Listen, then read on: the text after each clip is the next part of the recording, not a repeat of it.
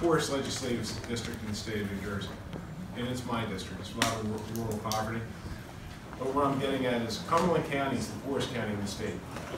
It has the highest child poverty rate, highest child infant mortality rate, highest child obesity rate, and yeah, a lot of really good things, right? And guess what? The lowest number of higher education degrees. Education leads to a better life. Education leads to better choices.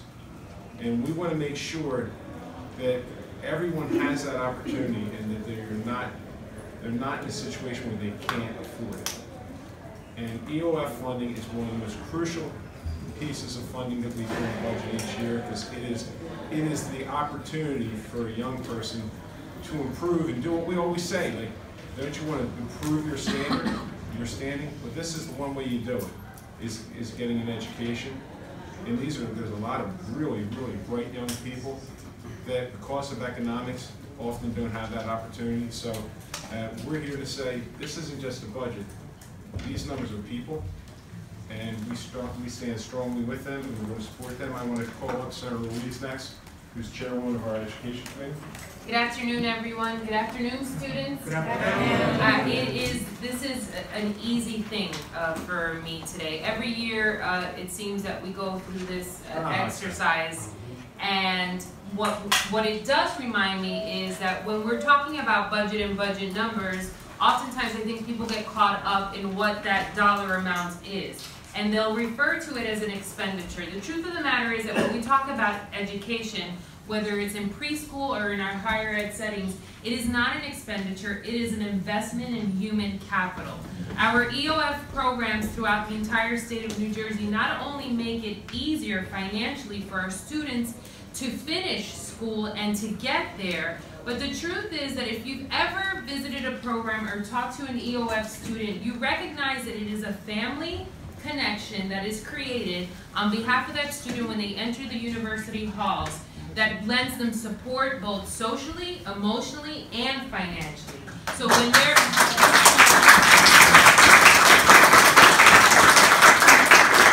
I've said this time and time and again, as a first generation of college student, the first one to graduate in my family, and many of you are shaking your heads in the back, and although that was nearly 20 years ago when I graduated, thank you so much, Senator. The experience still remains the same. When you're first to go to school and you don't have anyone to lean on for answers, it is great to have a program like EOF to be there to support you. EOF, as a matter of fact, should be replicated for all freshmen that come in, whether you can financially meet the criteria or not. For first-generation students attending higher ed institutions, we need that kind of support mechanism to be sure that we get there, that we do well, that we stay there, and that we graduate.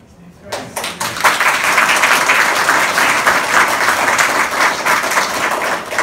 afternoon and welcome all of you. I'm so pleased to be among so many stars in here.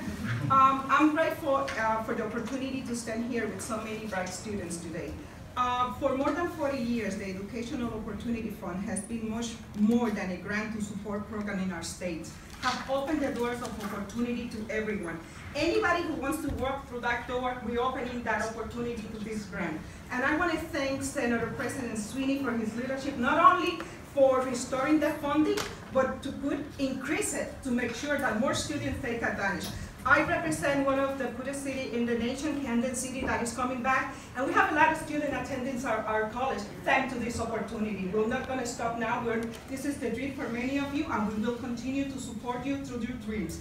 You are the future, and we want to make sure that the future of New Jersey is in good hands. So God bless you, and we will continue the fight.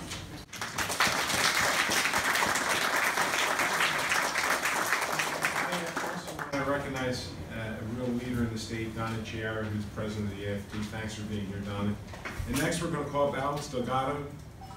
Alex? Good afternoon, everyone. First, I want to thank all the organizations that made this happen, but a special thank you to all the legislators who really have given support countless year after year after year for all the work that you do. President Senator Sweeney and all the legislators, we really do appreciate what you do for us countless every year. Thank you for what you do. I'm president of the EOF Professional Association of New Jersey, and I'm here to talk about how the restoration is really going to help all of our students. Our students, as Senator Ruiz mentioned, first generation, first in their families, low income, and they need the support services. And we have a number of counselors and directors and associate directors who are here today who, without your support and the funding of the restoration of those funds, are unable to provide them with that support.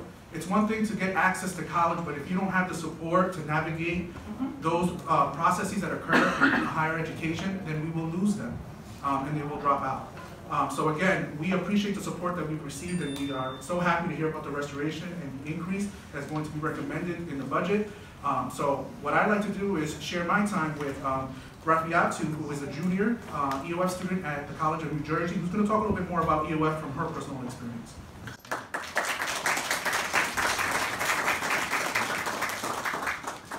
Hello everybody, my name is Rafiatu Naridam from the College of New Jersey. I'd like to thank everyone who made Restoring Defense possible. EOF to me is very special. I'm proud to be a part of the EOF family.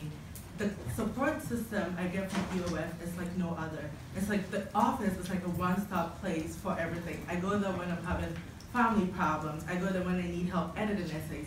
I go there when I need help and advice for applying to internship to get my resume checked out. My program specialist and I have worked together in so many ways, shape, and forms that without EOF, I honestly cannot imagine my college career. To begin with, the summer program was very helpful for me because right now I'm a semester ahead thanks to the EOF summer program.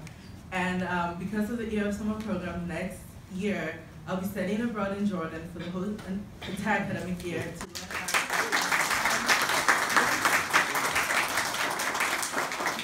This was made possible because my EOF specialist sat down with me and helped me craft an application to apply for the Barron Awards, which I won. So that's why I'll be spending my time in Jordan. They awarded me $20,000 to study in Jordan, and that would not have been possible.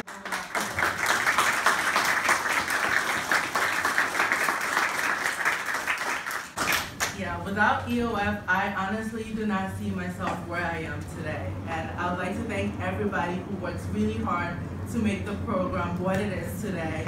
I know there's a lot that goes into it, and we are really grateful. Thank you.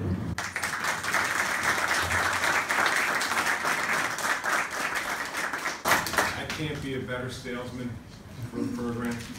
And next, I'm going to ask Professor David Hughes, President of Rutgers faculty. I want to thank Senator Sweeney and his staff and the other legislators who year after year have come and defended this program, defended it from its detractors, tried to enlarge it, which we're still working on. I want to acknowledge Donna Chieri, President of AFT statewide, Diane Campbell, President of the American Association of University Professors in New Jersey, Tim Harrison, who is as my counterpart represents the faculty at the other 9 state colleges and universities, and Krista Schweigard, who's over there, Vice President of the Rutgers Rutgers University Students Association. So in defending this program, we've been vast constituencies of benefactors, vast constituencies of beneficiaries, and vast constituencies of implementers. So I'm speaking here primarily for the implementers. That is the faculty and the EOF councils at Rutgers. There are 7,000 of us. We are all solidly behind this program for a very simple reason. We believe that public education is a public good that must be available to all of the people of New Jersey and to every family.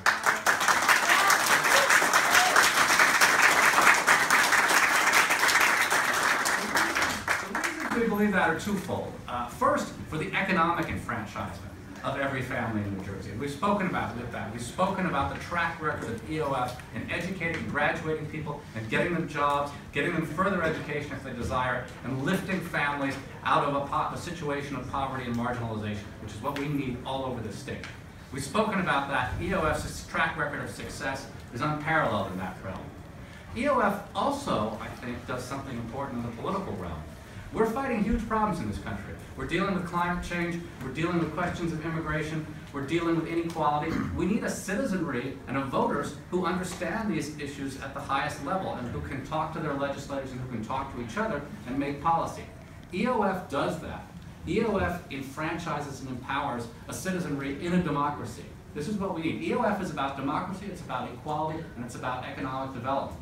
And I want to see it get much larger. I want to see us back here in a year talking about a program that's twice as large. I don't want to see us making cuts on a program everybody believes is good. I want to see us uniting and boosting this program to be the vehicle for public education as a public good. Thank you very much.